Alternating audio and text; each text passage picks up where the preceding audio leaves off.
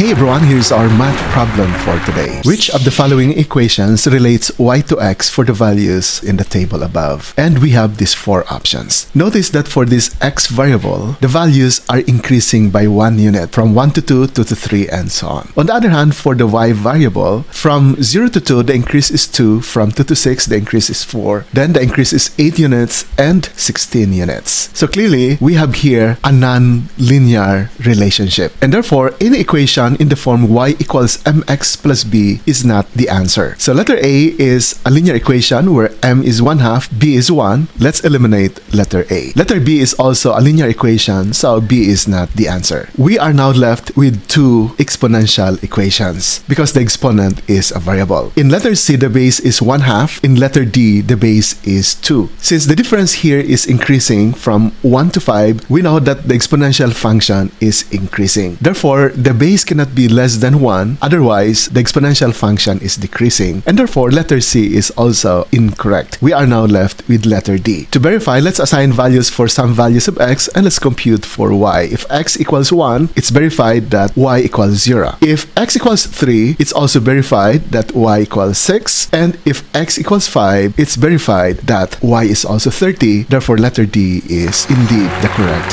answer. Hey everyone, here's our math problem for today. A pair of jeans that regularly cost $40 is on sale for 30% off. As part of a promotion, each customer will also receive an additional discount on the marked sale price at the cash register. If the final price of the jean was $22.40, what additional discount was applied to the marked sale price? And we are given these four options. Now to solve this problem, let's understand first what do you mean by 30% off. That means you pay only 70%. The discount is 30%. So 70% of $40 is 28. You multiply 0.7 times 40. You're supposed to pay $28, but you only paid $22.40. So we want to know what part of 28 is 22.40. So we perform division. 22.40 divided by 28, that is equal to 0.8, which is equal to 80%. So if you paid 80%, the additional discount is 20%, and that is letter B.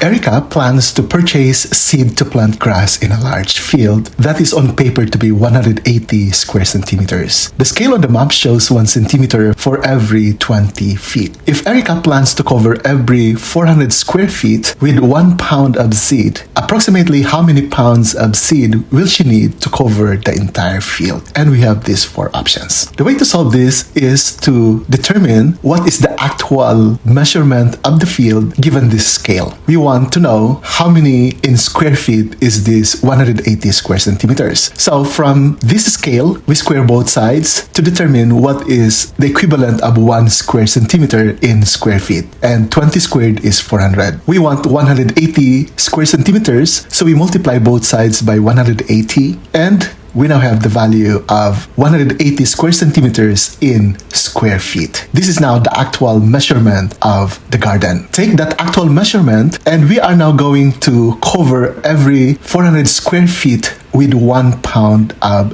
seed. Then simplifying, we cancel 400 and we cancel square feet to arrive at 180 pounds, which is letter D. Okay, let's say we have this bus and this truck. The truck leaves the station 2 hours earlier, and the bus, traveling at 70 kilometers per hour, overtakes the truck after 5 hours. What is the rate of the bus? The best way to analyze this is to create this table. We have the column for the rate, the time, and the distance. The rate of the bus is 70. We do not know for the truck. At this point, the bus travels at t hours and the truck is ahead by 2 hours. Then after 5 hours, our t would be 5 and the truck would be 5 plus 2 or 7. And the distances they traveled are equal. And distance is equal to rate times time. So we have here 70 times 5 and r times 7. These two distances are equal, so we can now form this equation.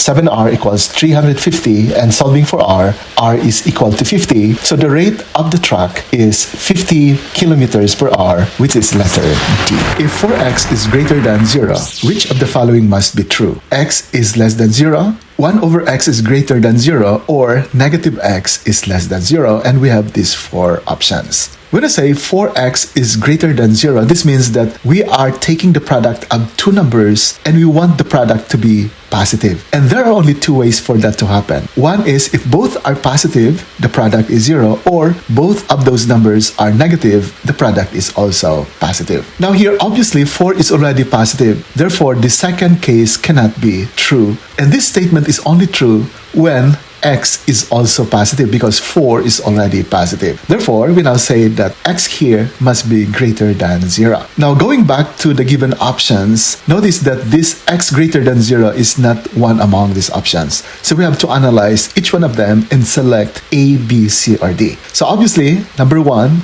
is wrong because x is greater than 0. This says that x is less than 0. So let's eliminate number 1. Then number 2 is taking the quotient of two numbers, and the quotient is positive. Since we already know that 1 is positive, the quotient here can only be positive if the denominator x must also be positive. And that is exactly what is stated here. Therefore, number 2 is correct. Then for number 3, we need to introduce the negative sign. So this is what we know already. Multiply this by -1. We multiply the left side by -1. We multiply the right side by -1. What is the sign here? From the properties of inequalities, whenever you multiply an inequality by a negative number, you reverse the sign of the inequality from greater than, that becomes less than. And -1 times x is -x, -1 times 0 is 0. So negative x less than 0 is true. That is exactly what we have here for number 3. Therefore, 2 and 3 are correct, and our answer is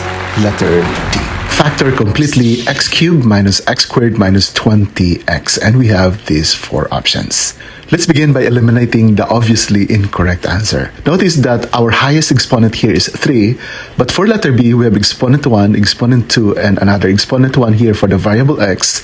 That is already exponent 4 when multiplied, therefore B is incorrect. Let's eliminate that. Next, we have here a negative sign, but there's no way for letter C to get that negative sign, and therefore letter C is obviously incorrect also, and we are down to these 2 options. The only difference here is the signs of 5 and 4 are interchanged. And since the sign of the middle term here is negative, we want 5 to get the negative sign so that -5 plus -4 will result to this negative sign, which means that letter D must be wrong, and therefore our answer is letter A. And to verify, let's do the factoring. The factors of x squared minus x minus 20 using the tic-tac-toe method is done this way. X squared is x times x. This -20 is -5 times +4. So that x times 4 is 4x, and x times -5 is -5x. When added, that resulted to -x. So here are now the factors of the given expression. Which of the following is equivalent to the polynomial 2x squared minus 22x plus 20? And we are given here 4 options. Since the first 2 options are both binomial times a binomial, let's recall the FOIL method. In the FOIL method, this first term here, 2x squared, is the product of the first times the first, and this constant 20 is the product of the last times the last. If we multiply all the first times the first, all of them will result to 2x squared. We will not use this as our test. Instead, we are going to use this 20. You multiply the last times the last, -5 times +4, that is equal to -20, but what we have here is +20. Therefore, letter A is not the correct answer. For letter D, if you distribute 2 to +5, that is 2 times 5 equals 10, that is not equal to 20. Therefore, letter D is also not the correct answer. And we are down to 2 options. We are going to use the outer times the outer, the inner times the inner. The 2 inner terms are -5 and 2x, that is equal to -10x, and the 2 outer terms are x and -4 when multiplied equals -4. When added, -4x plus -10x is equal to -14x, which is not equal to the middle term, -22x. Therefore, letter B is not the correct answer. We are now left with letter C. And to verify, we distribute the 2 first to the binomial x minus 1. This is equal to this expression. This resulted exactly to the given expression. Therefore, letter C is the correct answer.